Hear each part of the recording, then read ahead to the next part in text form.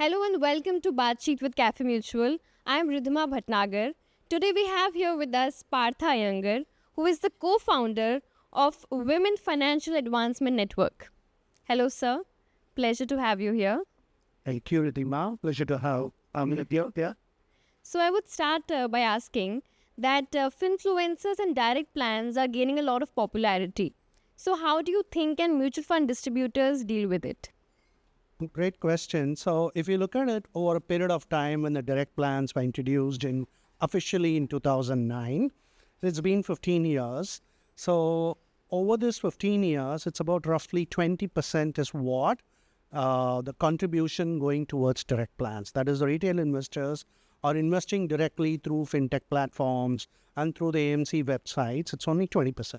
You still have 80% of the people who are relying on mutual fund distributors, financial planners, RIAs, bankers.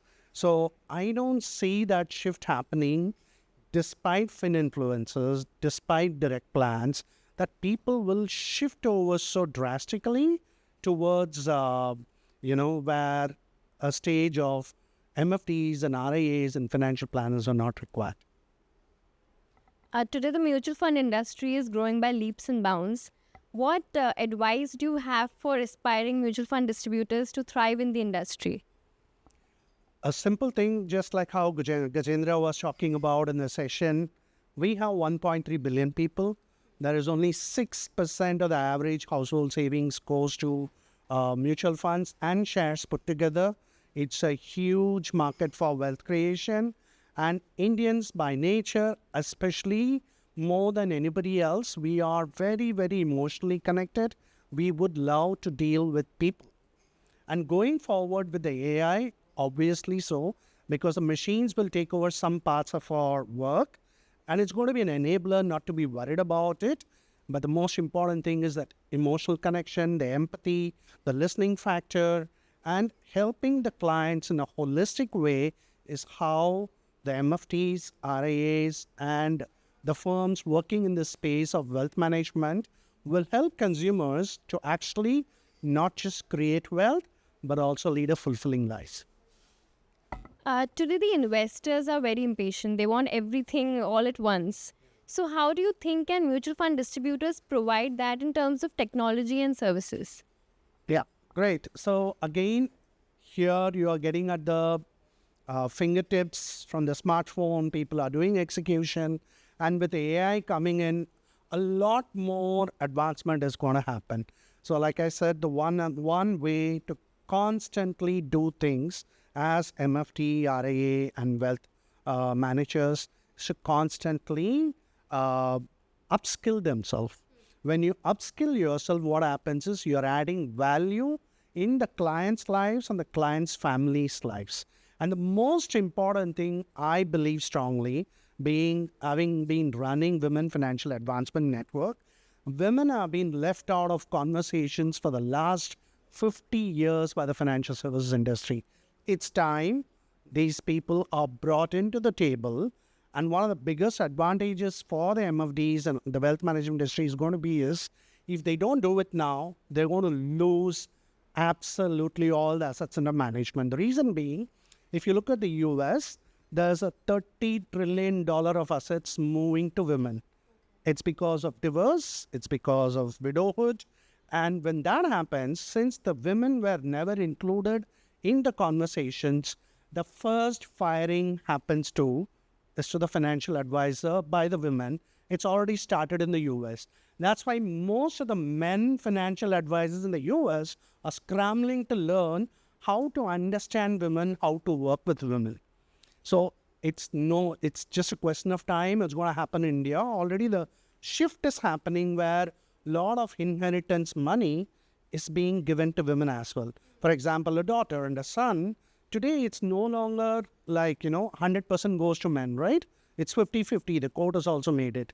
And we are going to soon have most likely a universal law. So it's not going to be separate laws. A universal law, especially for financial. So all the more so when the wealth transfer happens a lot more to women.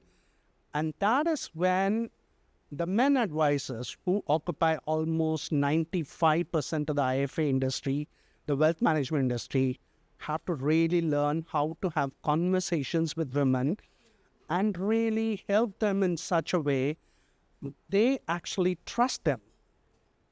Otherwise, they're going to lose it.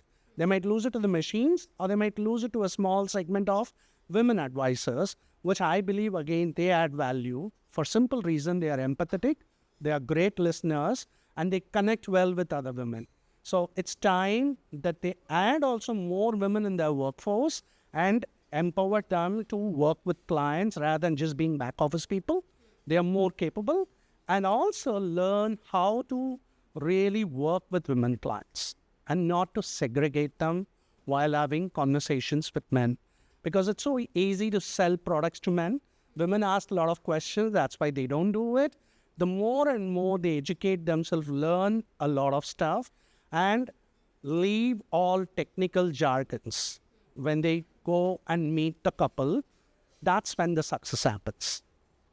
Okay, so if you would just elaborate on the fact that how can the mutual fund distributors include women? Like, what would be the two key ways to so that they can, involve them in the financial sector more? Yeah. So simple thing, when they go and meet men clients, ask them to bring along their spouses.